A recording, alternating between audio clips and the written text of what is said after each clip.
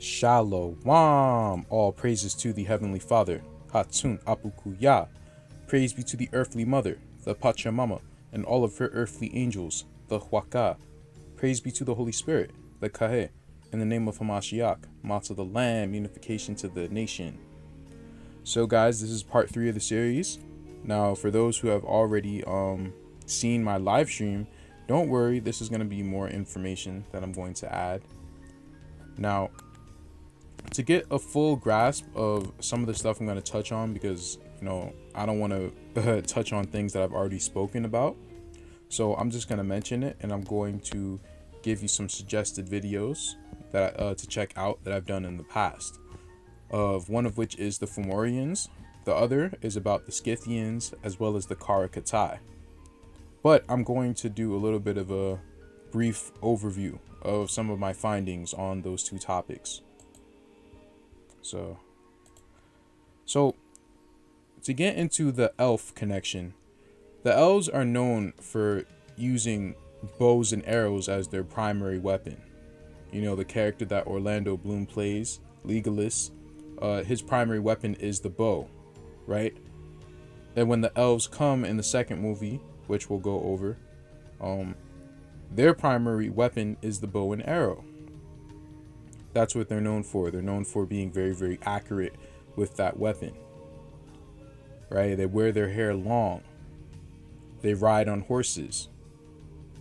All these sound very, very similar to not only to Native Americans, but the Scythians, but particularly the Huns, those sorts of Scythians, the ones that went into Asia, not the ones that went into Europe, right?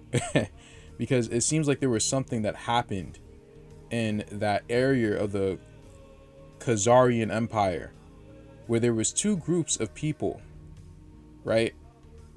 And one is almost like one were the fake Jews and one were the real Jews, and they're both listed as Scythians, quote unquote, as barbarians, right?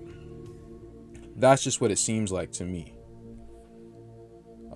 I've went over that theory in some of my other videos, so if you guys want, you could check out the one that I did on the Scythians as well as the one I did on the Kara Kitai.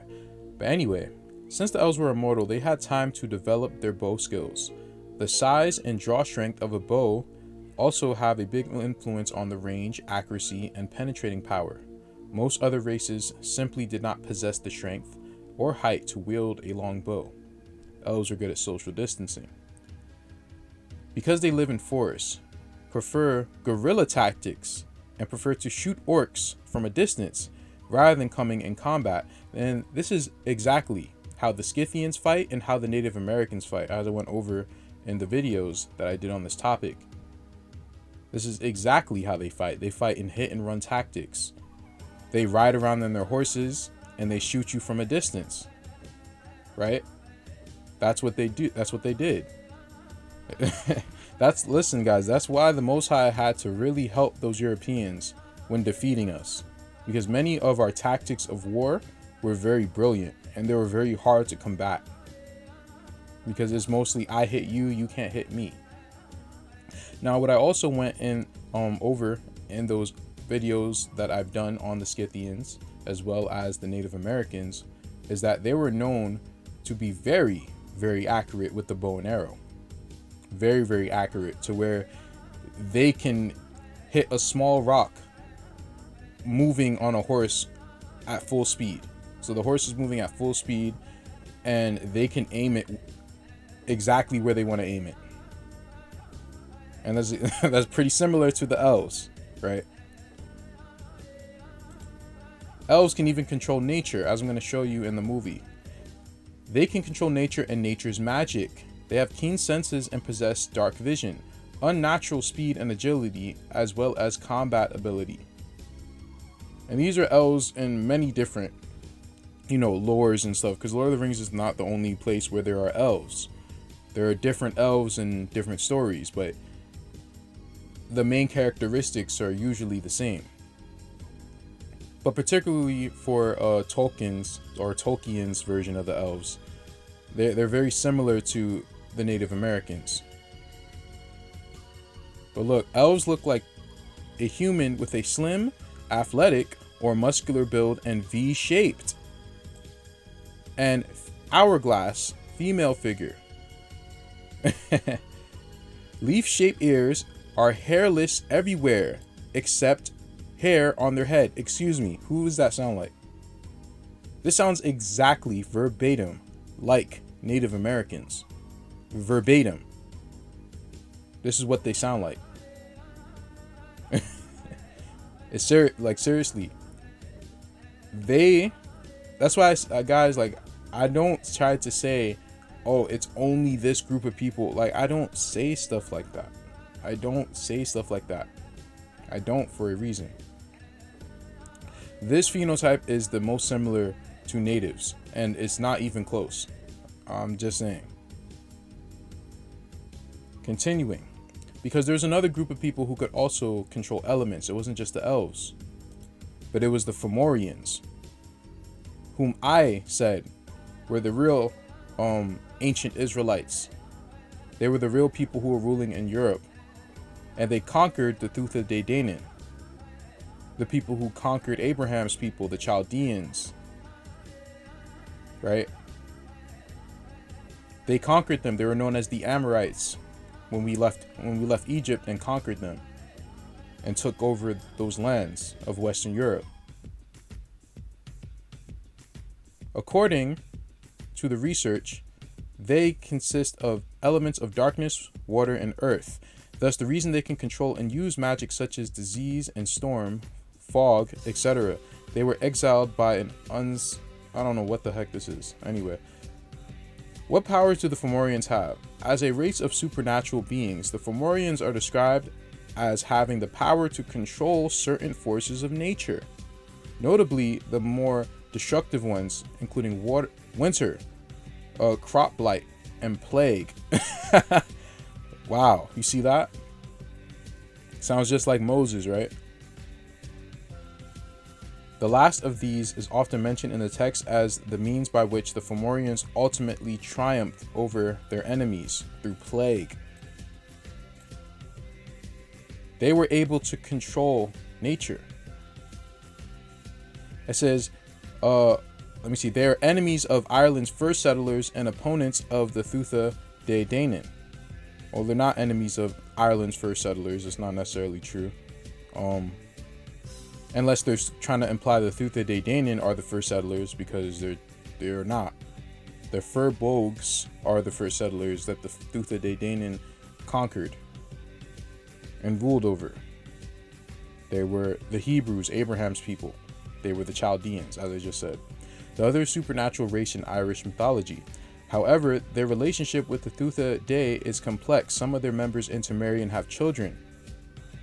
So that's, again, it sounds like the interactions that the ancient Israelites had with the children of Canaan, how the Most High was telling him not to intermarry with them, right?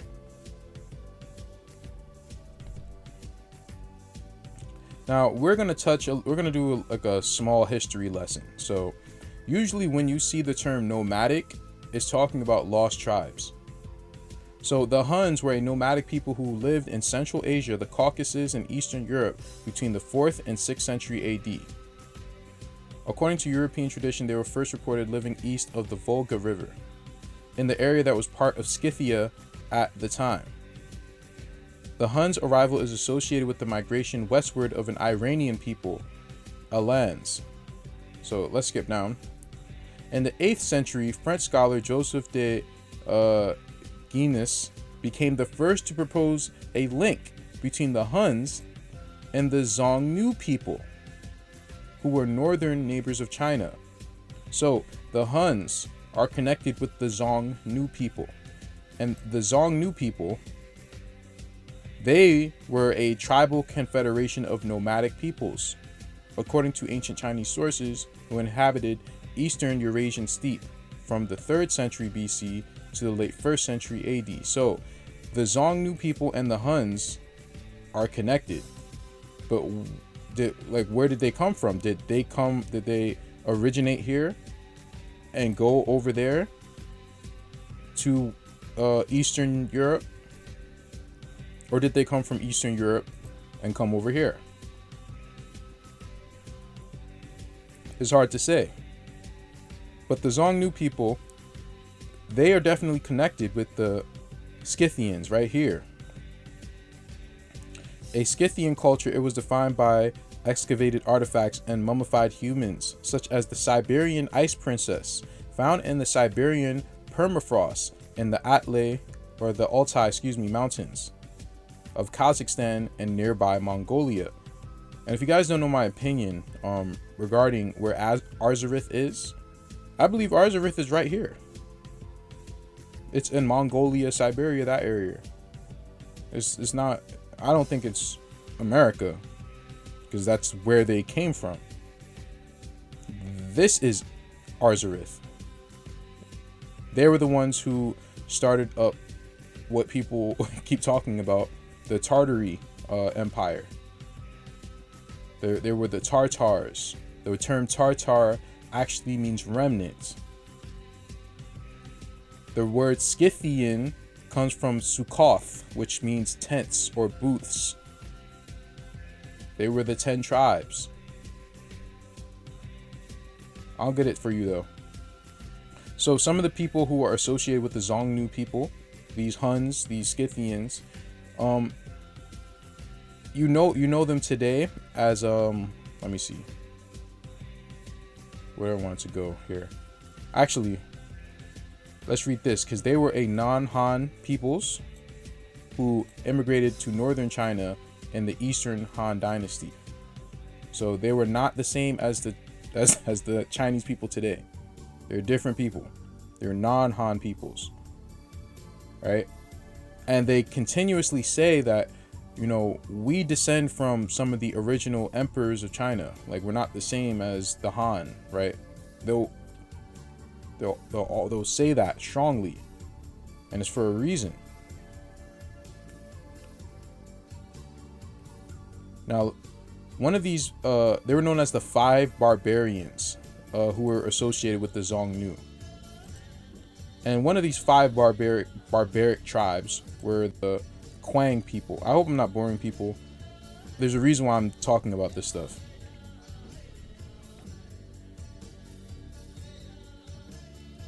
Actually,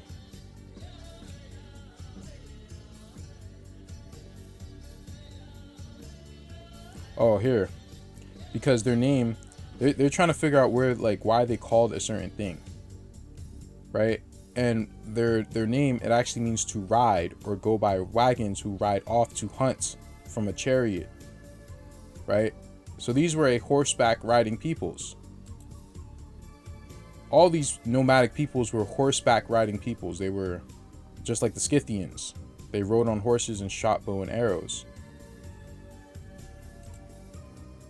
This is another group that's associated with them. You can see that they're on horses and shooting arrows and things of that sort. Then we go to the Kara Kitai, because the Kara Kitai, they're actually descendants of the same Xiongnu people. The Kara Kitai descend from the Khitan nomads who formed the Liao Empire in northeast China and Mongolia between 907 and 1125 AD. After the defeat of this empire by the Jurds in 1125, some of the tribes were driven west, where they reformed as the Kara Kitai. Now, Kara Kitai, it means black Kitai. That's what it means. It means, quote unquote, black Kitai. And they don't know why they're called the Black Kitai. They keep trying to give you a reason, but this person was honest and said the reason why in the Middle Ages the Western Liao of the Chinese were termed Black Khitan by other Asiatic nations is unknown. They don't know why.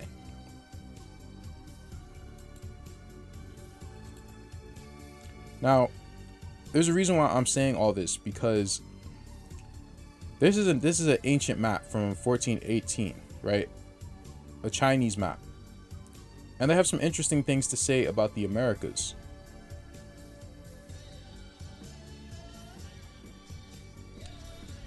So, in North America, let's start here. The people living in this area are similar to Khitan and Mongols who feed on fish. That's the region of Alaska. The skin of the race in this area is black, red, and feathers are wrapped around their heads and waist. They're an anthropophagous people, meaning they they eat people, right? This is on the west coast of North America. This land is frozen on the northeast of North America. There are more than 1,000 tribes and kings here on the middle of North America. Now this is the kicker. Most of the people have learned equitation and toxophilia. Well, let's get the definitions of those two words. Equitation, the art and practice of horsemanship and horse riding. And toxophilia is a student or lover of archery. That's interesting. And what year was this? 1418? And where were horses introduced to North America supposedly? 1519?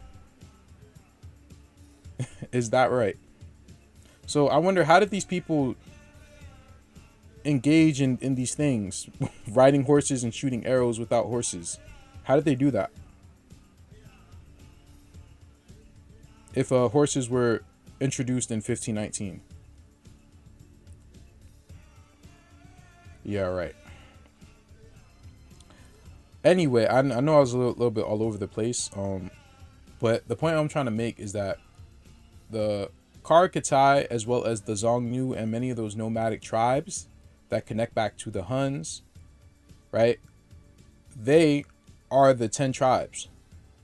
They are the nomads, and maybe some of the Southern Kingdom could be with them. I wouldn't know, but that's who they are.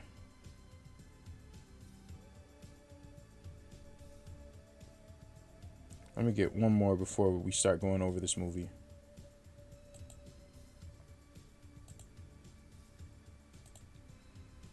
Hold on.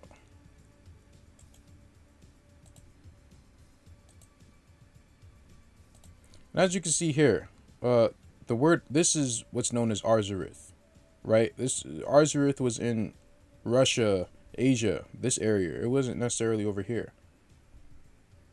You see Tartaria. And you see, like, the Scythian Ocean. That's what they called this, the Scythian Ocean. You feel me? Anyway, if you guys want to know more, you can go check out those videos. I try my best to summarize it. Let me see. Let's read one more. Tartary, so-called from the river Tatar, which runs through the country Mongol into the northern ocean, covers a great part of the terrestrial globe. The letter Tartary, or the Lesser Tartary, makes out a considerable part of Europe. The greater is Asia. Wow. So they even ruled Europe. These Tartars, they even ruled Europe. I wonder who they are. Are they known as the Elves? Who knows, bro?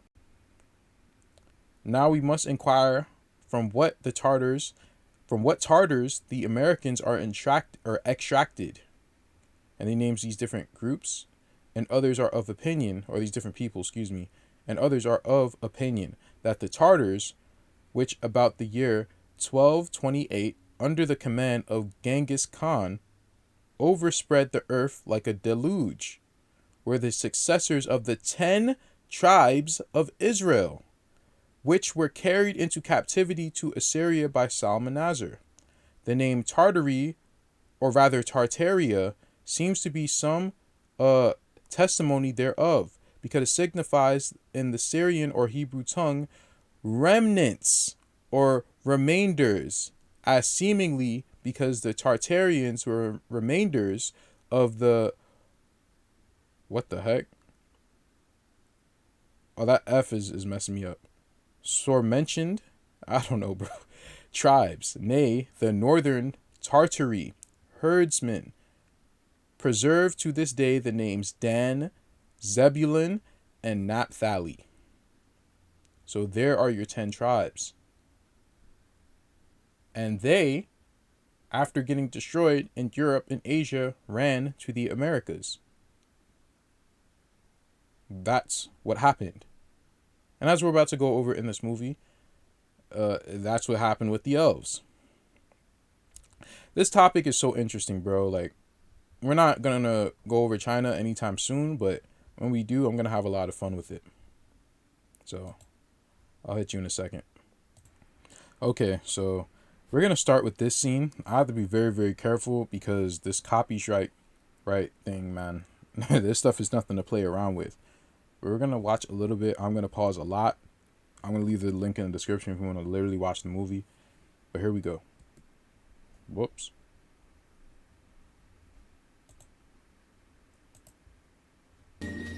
You're late. A wizard is never late. Now, this is supposed to be a wizard, right? This is Gandalf. He is a friend to the hobbits, right? Everyone pretty much knows and respects him. Who is this supposed to be? Now, as I put in the thumbnail on the other day, the hobbits are supposed to represent the indigenous peoples, the aboriginal peoples. And what I mean by that is the oldest people on earth, like the short, little black and brown people, the descendants of Mu, right? They are the ones who have a lot of these ancient ways that it speaks about in the Book of Remembrance, such as wearing reed clothing. Anyone who wears like reed clothes, they're an ancient people, and they predate Noah and Enoch. I know what the Bible says, but listen, as far as what the Book of Remembrance of Ancient Grandmother says, the flood story did not go the way that the Bible says that it went. There were more than 8 survivors of the flood. There was actually a lot of survivors. So no, everyone is not from 3 men. Shem, Ham, and Japheth. No, they're not. They're not. So all those people that you see all around the world wearing like, reed clothing and, they're really, really in tune with nature. Yeah, like those are the aboriginal or indigenous peoples. They're African or Asian looking people. Even some, of the so-called white people all the way up north, right? And they have like a little, like, almost like a little, like, Asian look to them. Those are another old group of people, believe it or not. So the hobbits are supposed to represent them because they weren't necessarily given the knowledge. Enoch was like the person who was given the knowledge. Like a lot of knowledge. Enoch was a friend to the seed line of Seth, right? Everyone respected and knew him on the good and bad side. And that's exactly who this character right here represents. Gandalf represents Enoch. And it's funny because when Enoch was traveling and stuff, it said that the people who he was there with, like the indigenous peoples who he was there with, it said that they never traveled. They just stayed within, the confines of their tribe or their area, right? They didn't move. You could say the same thing about many of these different indigenous groups now. They don't travel, they don't move, they just, live to themselves, right? That's what they do. They're okay with that. But Enoch, he traveled the world. Now, what does Gandalf do? He does just that. Do the hobbits travel anywhere? No, they stay in the Shire. You feel me? Actually, I don't even know what next part. I have to pause this and look for the next part. Okay, so to expound upon my theory of the hobbits being the indigenous peoples, let's see how these people live. Middle-earth being, after all, full of strange creatures beyond count. Hobbits must seem of little importance. being neither renowned as great warriors, Neither being renowned as great warriors, nor counted among the very wise. not very wise, right? You could say that about the indigenous peoples. They're not the most wise, they're not the most strongest. So what do they have for going for themselves? You could also see that the hobbits have these afros, right? These little afros. Man, it's just, I don't know, bro. To me, that's just what it seems like. And they're short too, like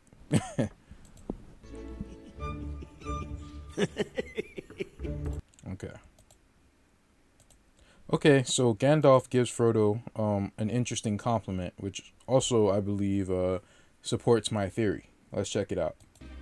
And stay off the road. I can cut across country easily enough.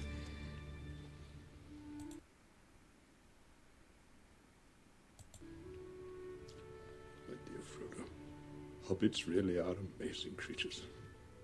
You can learn all that there is to know about their ways in a month, and yet after 100 years, they can still surprise you. So, he said you could learn about all their ways in a month, but after 100 years, they can still surprise you. The reason why he said that is because of the amount of heart and innocence that he showed. And you could say the same thing about the hobbits in general. Like, they are the most innocent out of all the other groups of people, right? And that's what gives them their strength. That's what gives him the ability to carry the ring when everyone else could not, because they would get corrupted by it. That's also why we're supposed to go back to the ways of the ancients, of the true ancients, right? We're not even supposed to be like the elves in that way, as far as like how we're supposed to come back to the Most High. Because the way how they are, they're the most humble, right? And they're honestly the most righteous, if that makes sense. They don't know everything. They're not the sexiest people, but they're the most honest and forthcoming people. Or at least they have the biggest heart, right? So that's why I gave him that compliment. I found that to be very interesting. Here is going to be another stone in the bucket to, I don't know what that analogy means, but this is going to support my theory a little bit more. Let's check out what Sam over here says. This is what? If I take one more step, it'll be the farthest away from home I've ever been. It'll be the farthest away from home that he's ever been. That goes for him too. Hobbits do not travel away from their lands. They stay within their lands. They're comfortable with that. Now, this is a very important scene that I wanted to show.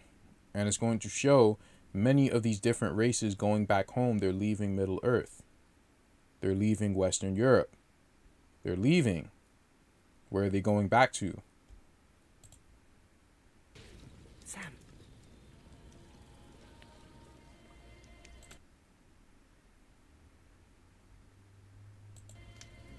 Wood elves.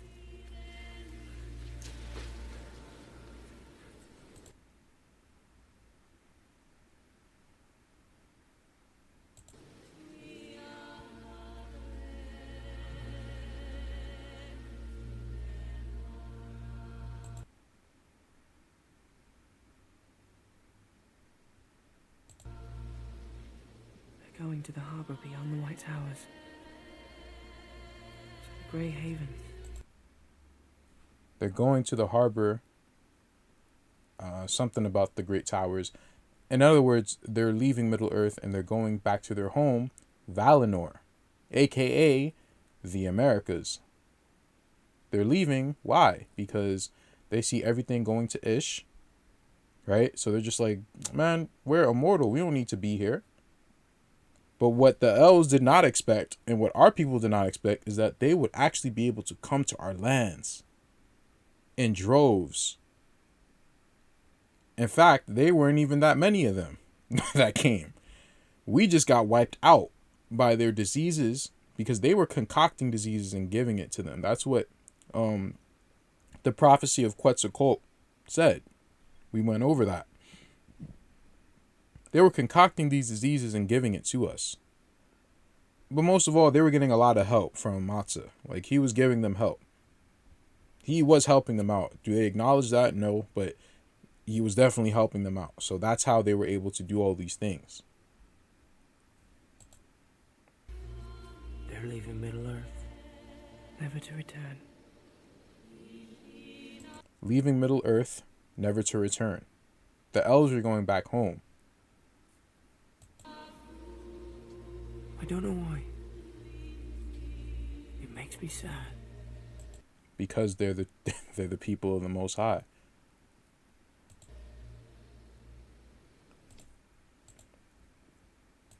So this is when we meet the first elf. Check this out.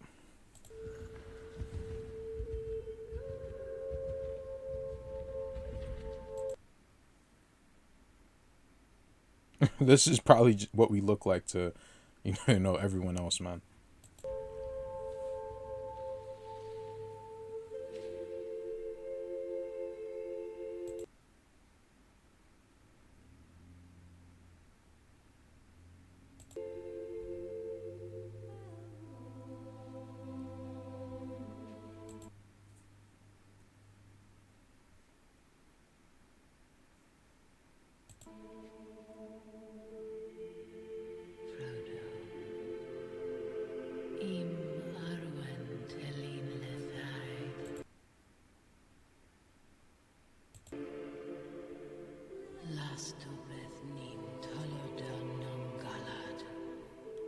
That's a prayer that she's saying. She could have said that in English, but she said that in the Elvish tongue for a reason, because she said a prayer for him.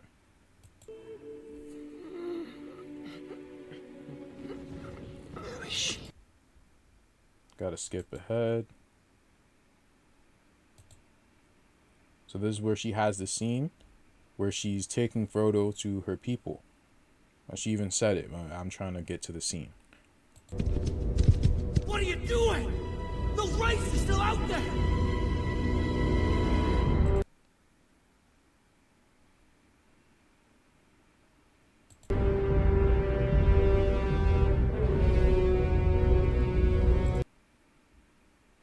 Trying to get to the part.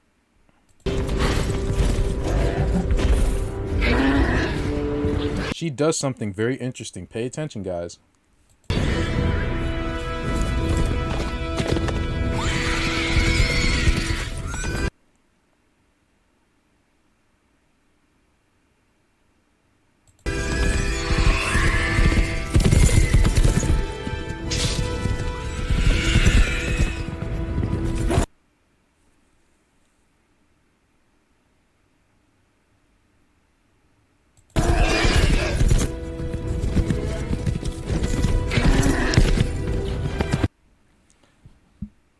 Taking forever to get to this part, man.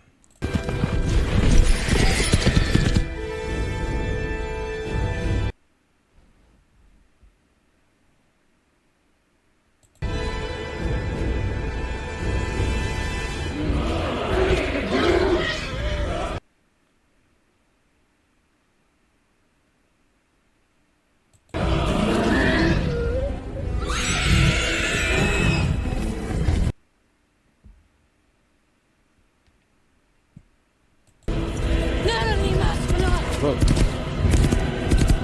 Now, what she just said in her Elvish tongue, I didn't have the subtitles, but I remember when I saw it in subtitles, she asked the horse to go faster in her Elvish tongue. And what did the horse do? Started jetting, bro. She just said a spell for the horse, bro. That's crazy, bro. Anyway, let me skip to the other part. Okay, so they have cornered her now, and she's in the river. Check out what she does.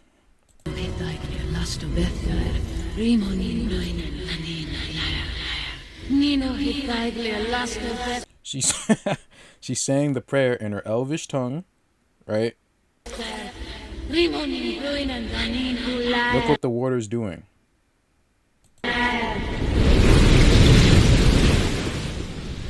Wait a minute, I'm sorry. The Fomorians could control elements such as darkness, water, earth, and other things, right? Okay. Check out what the water looks like.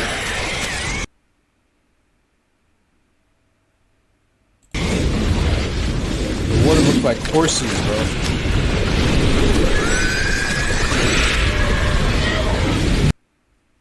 That's crazy, bro. She just said a prayer, bro. She said a prayer.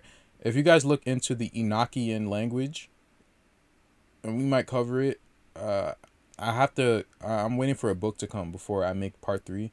Because there's just a lot I don't understand and I need more guidance. So I'm waiting for a book to come. But if you look at the Enochian language, it's pretty much saying that that's the language that, supposedly the language that the Most High used to create with. But it's so hard to use. So I honestly think that we're just supposed to be taught that language. And that song that we're going to sing on that hill that no man could, understand or know, we're going to be given a new language. The same language the Most High has, and we'll all be creators. Because that language allows you to create. It gets deep, bro. Anyway, let me see if there's another part I want to show you guys. So this is what I was talking about regarding elves. They lose their immortality when they marry mortals. Forsaking the immortal life of your people.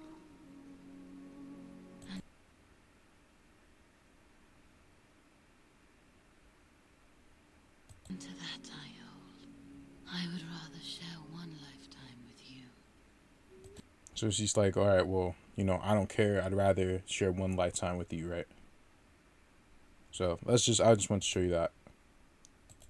So I wanted to continue talking about the the relationship that the elves have with the dwarves. Now, of course, Legolas and Gamil, they become friends after their travels. And, there's nothing wrong with having friends and stuff. I'm not, saying you have to dislike people inherently because, of where they come from. But the point of me saying this is to show that there is an inherent thing happening with the dwarf and the elf. But nothing Lord Elrond has said. The ring must be destroyed. And I suppose you think you're the one to do it. So look what the dwarf said to him, right? If we fail, what then? What happens when Sauron takes back what is his? I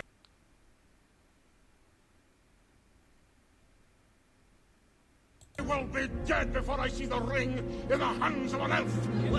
So I never trust an elf. Never trust an elf. Why is he hating on him so much? He's not even talking to him. Why? Why don't the dwarves like elves, bro?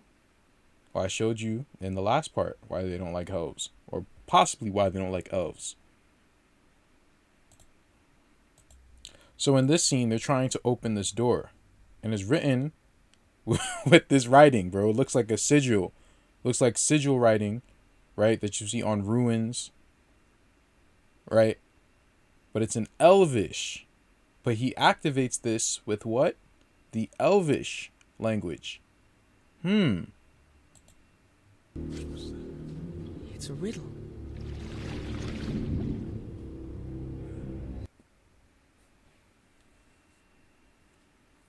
Speak friend and enter. What's the Elvish word for friend? Melon.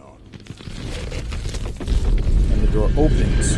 And that's probably why many of this stuff they can't activate now. For example, the gate, the quote unquote gate of the gods of Amaru that they have in near Lake Titicaca, or some of those ancient temples in Asia that they cannot get into. How do you get into it?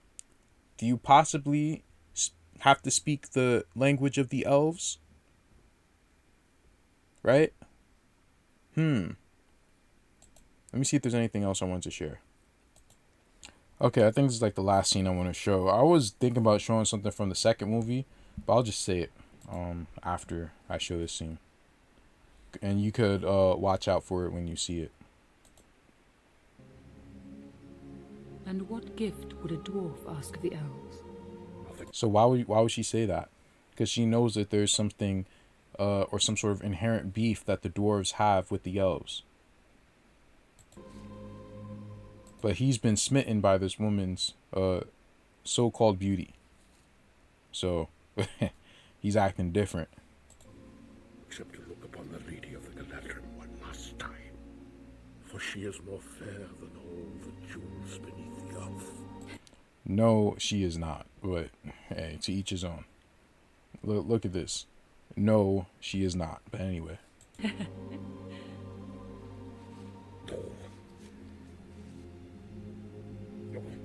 But probably how she's supposed to look, I can understand that. You know, but this, I don't know about that. No disrespect. There was one thing. Bro, this dude really asked for 3 pieces of her hair. Like, what? Huh? You super simping, nigga. What the hell? What are you talking about? You don't ask for like an elvish axe? A shield? The hell? That low-key got me tight. I'm not gonna lie, bro. Why would you ask for 3 pieces of hair? Like she has a whole husband. Hey, that scene was stupid. There's one scene where she's talking to the dude that that played the main protagonist in Matrix. I don't know his name, bro. He's the father. I don't even know how to explain it, bro. You guys know what I'm talking about. The Mr. Anderson. That dude. Who plays the character in this movie. She's talking to him. And she convinces him to help out in the war because she's like, well, if they get the ring, then it's not only Middle Earth that's going to get destroyed, but the entire world, even to the ends of the world, is in jeopardy. And I was just like, whoa, the ends of the world. Talking about Valinor, but what we know to be as the Americas. And did that not happen? Did they not conquer Europe? Did the orcs not conquer Europe? And the orcs came over here and conquered us. Did that not happen? It did happen. It did. So that's my review of Lord of the Rings. I hope you guys enjoyed. And I hope you guys enjoyed that little history lesson on the Kara Kitai and the Huns and stuff like that. You know, just to show you that they are definitely connected. And, you know, to me, it's obvious who they're talking about. Right? Even though the Huns are not necessarily known for being, you know, graceful and stuff like that. One, that could be, you know, their propaganda because the Scythians and the Huns and stuff, they never carried pork. They were pastoralists, nomads. They carried various animals with them, but they didn't carry pork. They specifically did not carry pigs. Right? And they're also breaking out of the Assyrian captivity. So that could also contribute to their lack of cultural knowledge. They got mixed up with Gentiles and stuff like that. You know, so they might not be very elvish or very graceful. But I'll hit you guys with the next part at another time. May peace be with you.